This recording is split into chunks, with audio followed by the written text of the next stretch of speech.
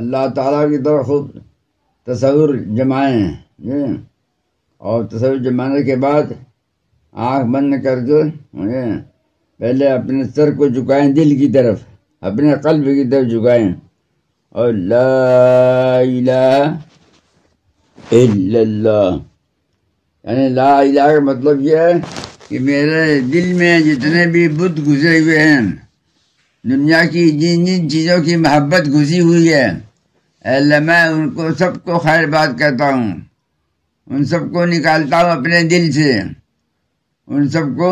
اپنے دل سے نکالتا ہوں کہ میرا کوئی معبود نہیں ہے، میرا کوئی مقصود نہیں، میرا کوئی مطلوب نہیں ہے، میری کوئی محبوب چیز نہیں ہے، بس اگر کوئی میرا محبوب ہے مطلوب ہے تو الا اللہ، بس صرف اللہ تعالیٰ۔ اس میں ذکر میں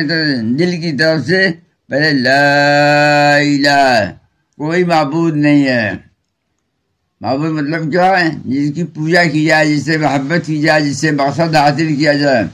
کسی چیز سے محبت نہیں، کوئی ہمارا معبود نہیں، کوئی ہمارا مقصود نہیں، کوئی ہمارا محبوب نہیں، کوئی ہمارا مطلوب نہیں، بس الا اللہ، بس صرف اللہ تعالیٰ ہمارا محبوب ہے۔ اپنے قلب سے تمام اللہ کے ماسوا کو نکالنا ہوتا ہے۔ لا الہ میں لا الہ مطلب تمام چیزوں کو اپنے دل سے نکال دیا، الا اللہ، جھٹکا یہ قلب پر جھٹکا لگے، یہ صرف اللہ ہی تعالیٰ ہمارا مقصود ہے۔